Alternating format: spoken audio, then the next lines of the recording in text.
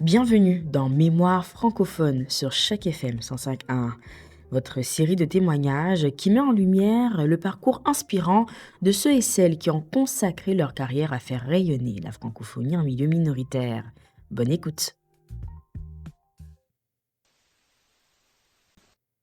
Étant jeune fille, j'aimais énormément la science-fiction. J'en lisais de l'anglophone traduit en français, bien sûr. Moi, j'étais une passionnée des robots, d'Isaac Asimov et tout ça. Et j'ai commencé à publier pour mon premier éditeur. J'ai publié une dizaine de romans de science-fiction jeunesse, dont mon premier Space Opera, entre 2001 et 2010-2012. Mais je peux dire qu'avec fierté, que mon premier roman, il est sorti le 10 septembre 2001. Et je peux vous dire que le lendemain, c'est pas de mon roman dont on a parlé.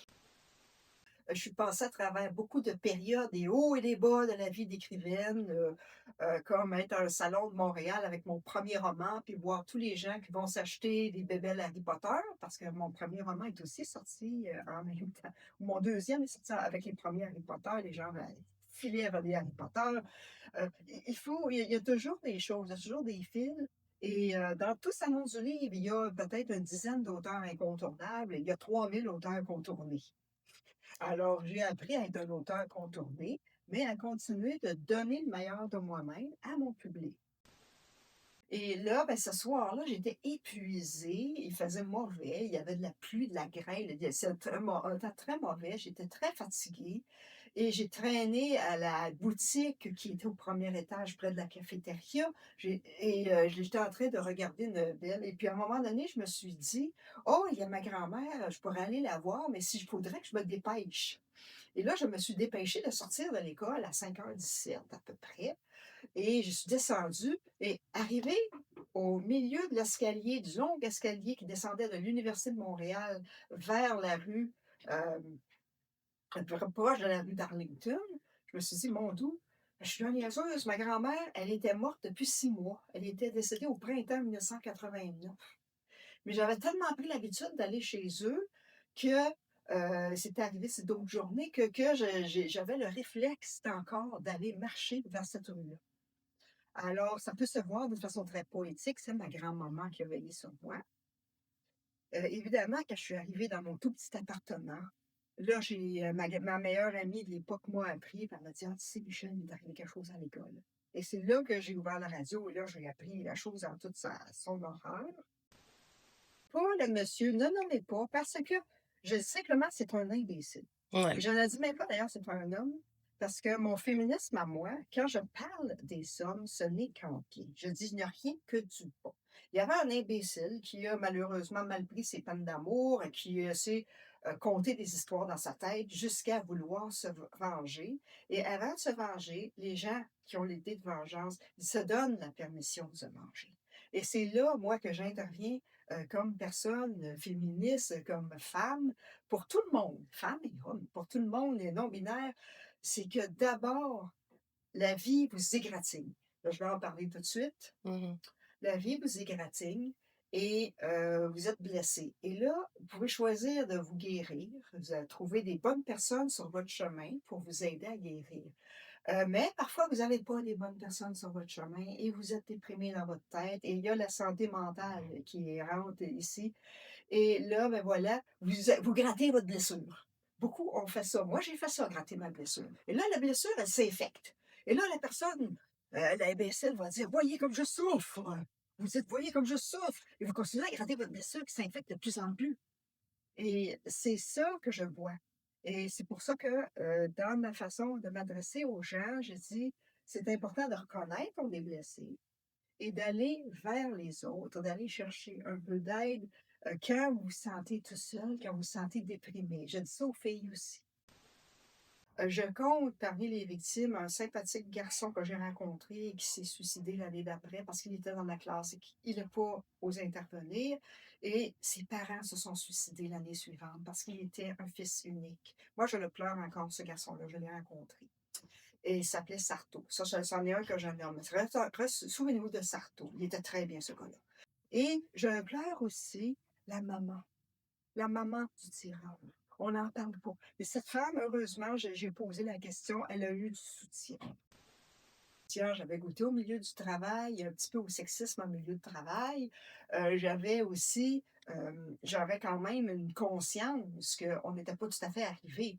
Mais là, vraiment, ça a été, comme, notre 11 septembre 2001 à nous, ça a été comme un réveil de dire: «Il y a vraiment des gens qui acceptent pas et qui se sentent personnellement attaqués, simplement quand une femme dit: "Excuse-moi, j'existe"».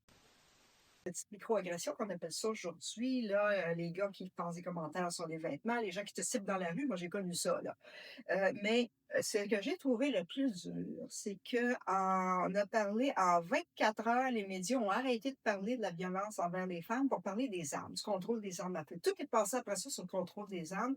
Et là, c'était un petit événement, ça a été minimisé, c'était un petit événement voyons, isolé, patata, alors que ça arrivait presque toutes les semaines, il y avait une fusillade aux États-Unis. C'est juste qu'au Canada, c'était jamais arrivé comme ça. Moi, je détestais les vêtements des femmes. Mon féministe est un féministe de vêtements. J'étais en pantalon et en chaussures, parce que dans les années 70, les chaussures de femmes confortables, ça n'existait pas.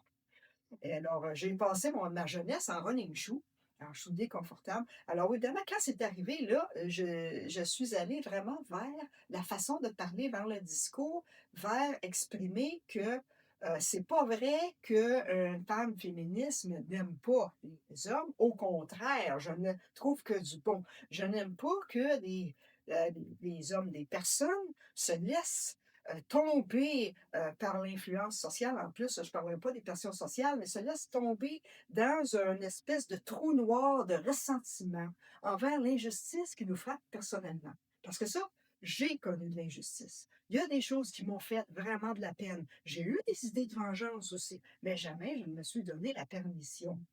Et éventuellement, je suis allée vers des personnes qui m'ont aidé à me reconstruire. Comment on se remet de ce genre d'événement?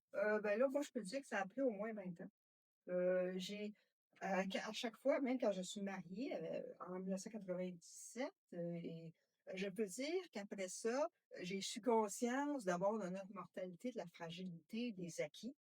Et quand je partais au dépanneur, je sais que dans les années début des années 2000 là, quand je partais au dépanneur, j'embrassais mon mari et mon petit parce que je n'ai jamais assumé que j'allais revenir vivante chez nous, sur 20 ans. Je vous dis aux amis qui parlent français et qui sont évidemment, vous pouvez parler anglais aussi, si vous avez appris l'anglais, mais ne craignez pas d'oublier votre anglais et soyez heureux parce que chaque langue, elle a une façon de parler, une façon d'exprimer la réalité différente. Et comment, je sais pas, moi, je ne suis pas allée à prêcher, mais je dis que lorsque vous parlez, la façon dont vous vous adressez aux personnes, d'abord, ça leur fait plaisir. On aimerait tous qu'il y ait en science-fiction, surtout, on invente souvent des langues universelles. Mais on a eu l'espéranto qui a essayé d'être universel. Mais en réalité, hein, souvent, on s'aperçoit que l'anglais a remplacé l'espéranto. Moi, je suis allée en Chine et je peux dire que tout le monde me parlait en anglais. Parfois en allemand aussi.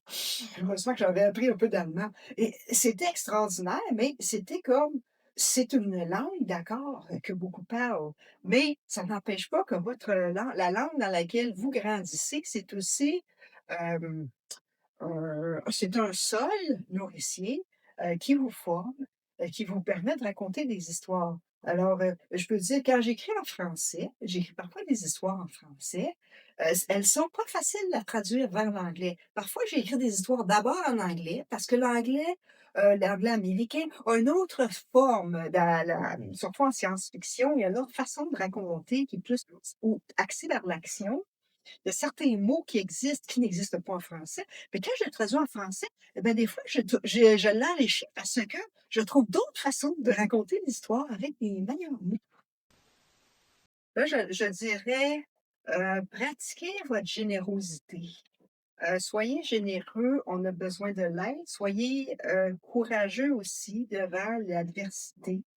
Allez chercher de l'aide si c'est parfois trop lourd. Moi, comme écrivaine, jeunesse, je plante des arbres qui s'épanouissent. Mais parfois, vous êtes tous des arbres, les auditeurs. Mais parfois, il se peut qu'un fardeau soit lourd pour une de vos branches et elle peut casser. Donc, moi, comme auteur, j'essaie d'alléger vos fardeaux. Si je parle de choses tristes, je m'arrange pour qu'elles ne soient pas trop lourdes pour vos branches.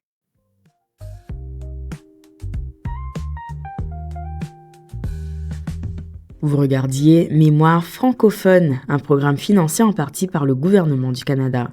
Retrouvez cette entrevue en intégralité en mode balado sur chacfm.ca/mémoire franco. Je vais dire un autre mot. N'ayez pas peur d'apprivoiser des gens qui sont parfois tristes et solitaires. Parce que ce sont des personnes qui ont une histoire à raconter. Et chacun de vous, les auditeurs et auditrices, vous avez des histoires à raconter.